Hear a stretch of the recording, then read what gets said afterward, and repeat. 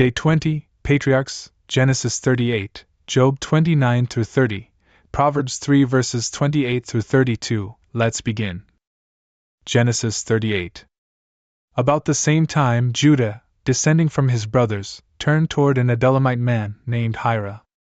And he saw there the daughter of a man called Shua of Canaan. And taking her as a wife, he entered to her. And she conceived and bore a son, and she called his name Er. And conceiving offspring again, having given birth to a son, she called him Onan. Likewise she bore a third, whom she called Shelah, after whose birth she ceased to bear any more. Then Judah gave a wife to his firstborn Er, whose name was Tamar. And it also happened that Er, the firstborn of Judah, was wicked in the sight of the Lord and was killed by him. Therefore Judah said to his son Onan, Enter to the wife of your brother, and associate with her, so that you may raise offspring to your brother. He, knowing that the sons to be born would not be his, when he entered to the wife of his brother, he spilled his seed on the ground, lest children should be born in his brother's name. And for this reason the Lord struck him down, because he did a detestable thing. Because of this matter, Judah said to his daughter-in-law Tamar, Be a widow in your father's house, until my son Shelah grows up.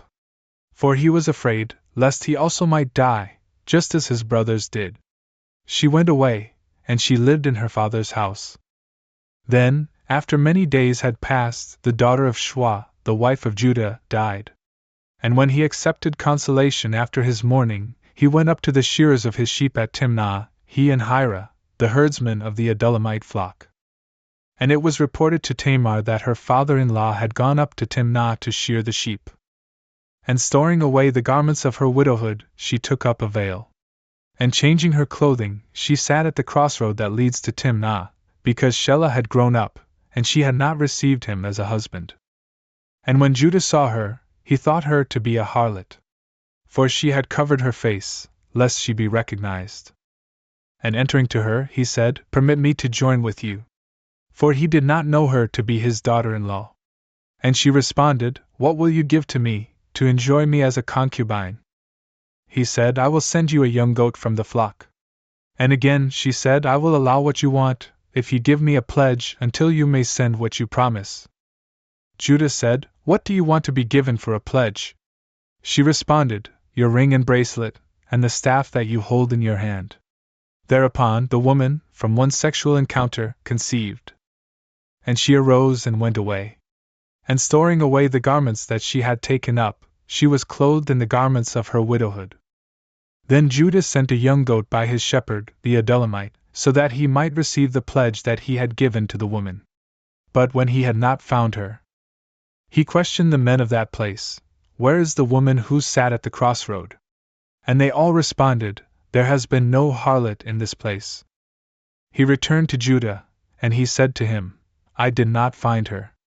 Moreover, the men of that place told me that a prostitute had never sat there. Judah said, Let her hold herself to blame. Certainly, she is not able to accuse us of a lie. I sent the young goat that I had promised, and you did not find her. And behold, after 3 months, they reported to Judah, saying, Tamar, your daughter-in-law, has committed fornication and her abdomen appears to be enlarged. And Judah said, Produce her, so that she may be burned. But when she was led out to the punishment, she sent to her father-in-law, saying, I conceived by the man to whom these things belong. Recognize whose ring, and bracelet, and staff this is. But he, acknowledging the gifts, said, She is more just than I am.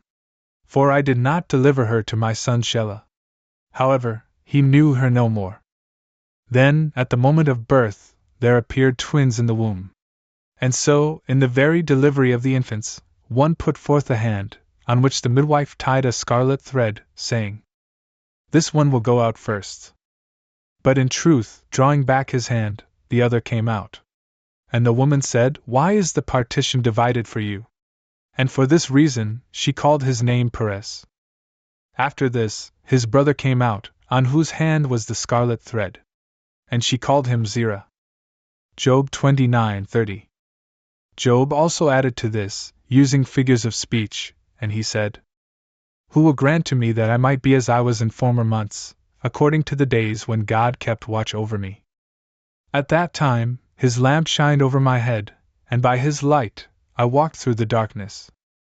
I was then just as in the days of my youth, when God was privately in my tabernacle. At that time, the Almighty was with me and my children surrounded me. Then I washed my feet with butter, and a boulder poured out rivers of oil for me. When I went to the gate of the city, or to the main street, they prepared a chair for me. The youths saw me and hid themselves, and the elders, rising up, remained standing. The leaders stopped talking, and they placed a finder over their mouth. The commanders subdued their voice, and their tongue adhered to their throat. The ear that heard me, blessed me, and the eye that saw me, gave testimony for me. This was because I had freed the poor, who cried out, and the orphan, who had no helper. The blessing of him who would have been destroyed came upon me, and I consoled the heart of the widow. I put on justice, and I clothed myself with my judgment, like a robe and a diadem. I was an eye for the blind and a foot for the lame. I was the father of the poor, and if I lacked knowledge about any case, I investigated very diligently. I crushed the jaws of the impious, and I took away prey from his teeth. And I said, I will die in my little nest, and like a palm tree, I will multiply my days. My root has been spread beside the waters, and the dew will remain with my harvest. My glory will always be restored, and my bow will be restored to my hand. Those who heard me expected vindication, and they listened closely in silence to my counsel. To my words they dared to add nothing, and my eloquence poured over them. They waited for me as for rain, and they opened their mouth as for belated rains. If I had ever laughed at them, they would not have believed it, and the light of my face was not cast down towards the ground. If I wished to go to them, I sat down first, and though I sat like a king surrounded by an army, yet I was a comforter to those who mourned. But now, those younger in years scorn me, whose fathers I would not have seen fit to place with the dogs of my flock. The strength of whose hands was nothing to me, and they were considered unworthy of life itself. They were barren from poverty and hunger, they gnawed in solitude, layered with misfortune and misery. And they chewed grass and the bark from trees, and the root of junipers was their food. They took these things from the steep valleys, and when they discovered one of these things, they rushed to the others with a cry. They lived in the parched desert, and in caves underground, or above the rocks. They rejoiced among these kinds of things, and they considered it delightful to be under thorns.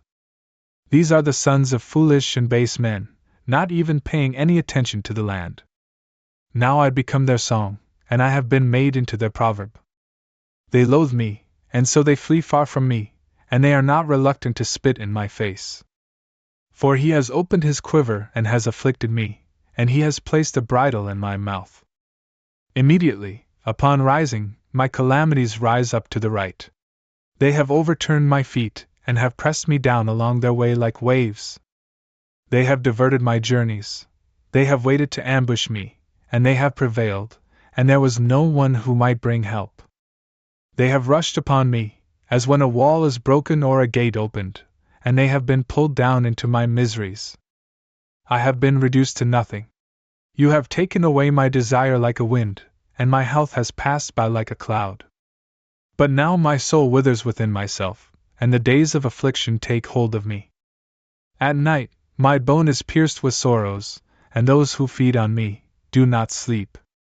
By the sheer number of them my clothing is worn away, and they have closed in on me like the collar of my coat. I have been treated like dirt, and I have been turned into embers and ashes. I cry to you, and you do not heed me.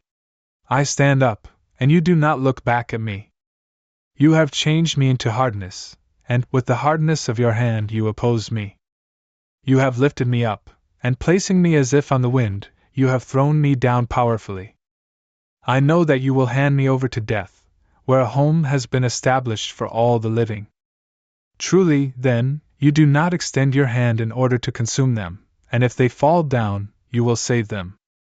Once, I wept over him who was afflicted, and my soul had compassion on the poor. I expected good things, but evil things have come to me. I stood ready for light, yet darkness burst forth. My insides have seethed, without any rest, for the days of affliction have prevented it. I went forth mourning, without anger, and rising up, I cried out in confusion. I was the brother of snakes, and the companion of ostriches. My skin has become blackened over me, and my bones have dried up because of the heat. My harp has been turned into mourning, and my pipes have been turned into a voice of weeping. Proverbs 3 verses 28 through 32. Do not say to your friend, "Go away, and then return. Tomorrow I will give to you." When you are able to do so, give in the present. Do not undertake evil against your friend, even though he has trust in you. Do not contend against a man without cause, even though he has done no evil to you. Do not rival an unjust man, and do not imitate his ways.